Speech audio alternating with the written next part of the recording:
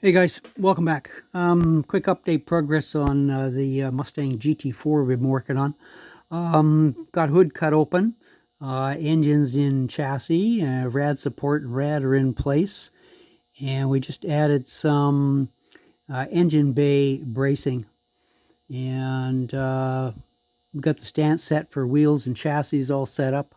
Still haven't decided on how I'm going to treat the wheels, whether I'm going to go with those orange highlights or not, but we're getting closer to the end, and we'll make that decision towards then. We'll bring the car into view, show you where we're at. Hang on a sec.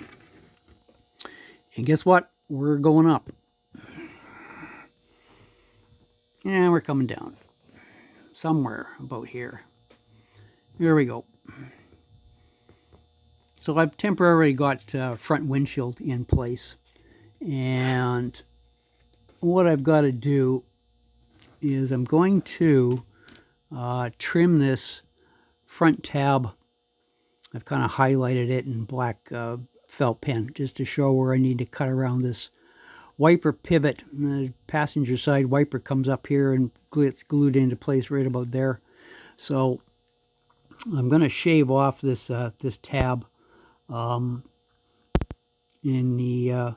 In the end, the notch I made in the firewall across the top didn't need to be as wide, but anyway, we've got the windshield kind of taped in place so I can see where I'm at. We're going to leave these outer tabs because that's going to add some support for the hood, and we're going to leave the notch on the front of the hood right along here, because that helps to center it and give the front of the hood support, and it just slides into a recessed slot in the front fascia. So we're going to leave that front tab on it. And I just made some firewall bracing or engine bay bracing for it, and I just glued it in place. I don't want to touch it too much because I just glued it in, so it's not quite set up yet. But what I did to do that, believe it or not, guys, is I used solder. Hang on one sec. We're coming down and going up a little bit. Get the car back out of the way. And what I used was, I think it's 3/32 inch solder. I think it's a rosin core. Doesn't really matter. Easiest way to do this, excuse me, is, wish I could zoom out with this camera, but I can't. Anyway, we'll make it work. Get yourself a length of wire, kind of like so. And of course it's all crooked. Well, how the heck do you make a straight line out of that? Well, what I do is take it between my fingers and pull it and make a, I guess what you want to say is make a loop out of it. And kind of pull it off to one side like this. And then go back the other way. And do this several times to kind of stretch the solder out and try and get the kinks out of it and get it fairly straight.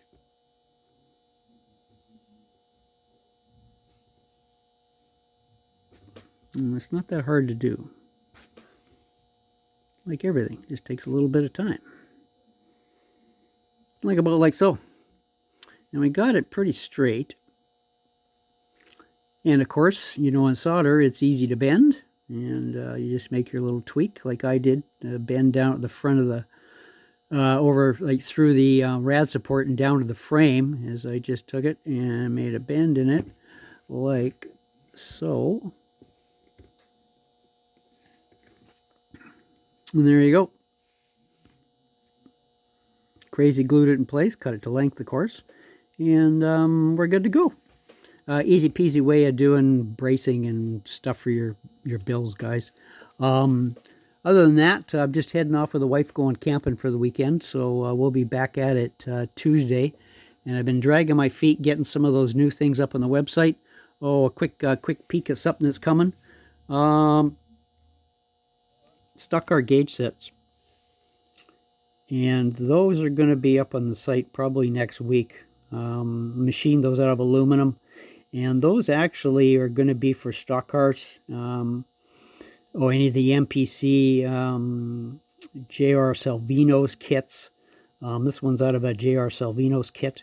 I think they have a couple of different dashboard styles, but they're going to be up on the site, and they'll be a 5-gauge set. And they're easy to do. Is just drill the holes, because I leave the tabs sticking out the back of the gauges like I do in my air filter, so it's easier to mount those. And it's just a matter of drilling a hole and putting the gauge in place, and putting some epoxy or crazy glue on the backside just to hold it. But they look pretty good. And these gauges are going to fit the decals that come with the J.R. Salvino's kits. I find their decals are too large in diameter to fit what the standard gauge face is on the dash, on the relief. So what I did was just sand the relief off on the gauges on the existing dash and made it smooth, and then drilled my spacing for my holes for the back of the gauge and put them in place, and then put the decals on. Kind of messed up on the tack decal. I got it a little bit off center, but anyway, it's a prototype. I'm sure I'll do better next time. But anyway, those are coming, and a bunch of other stuff for the website, and I've been dragging my heels and getting orders out. Busy guy. Anyway, off to camping. We'll talk to you guys in the new week. See ya.